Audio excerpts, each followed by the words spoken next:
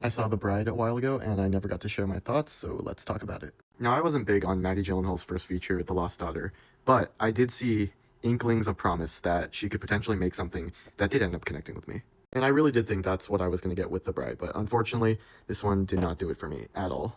The Bride just feels like it has no identity as a film, and it just feels like an amalgamation of projects like Cruella or Bonnie and Clyde, where it's combining the backbones of two stories you're already very familiar with, and not even really creating something new. And it's strange because this Cruella movie genuinely just feels like an alternate retelling of Joker from 2019. And by the time we get to The Bride, we're at the point where we are just so many layers deep in inspiration without like a solid narrative backbone or like drive for a story.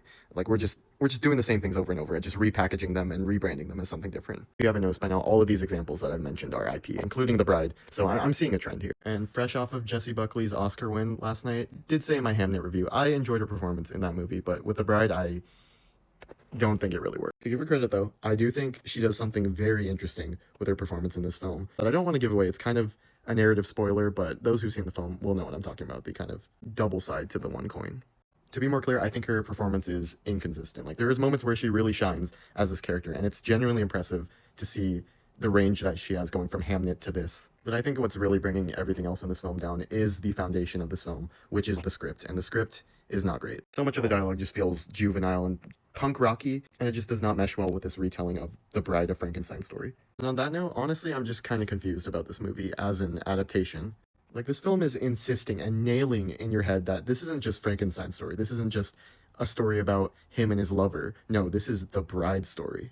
And this is her breaking away from the shadow of Frankenstein. But immediately after what you can call a prologue, we just jump into Frankenstein, played by Christian Bale, like his perspective, and the entire story basically is just framed and centered through his perspective. And I'm really confused by the end. Like, what was it really trying to do? And then by the end of the film, it tries to wrap around on the whole, oh no, I'm the bride. I don't need anyone else to define me, but it didn't earn that.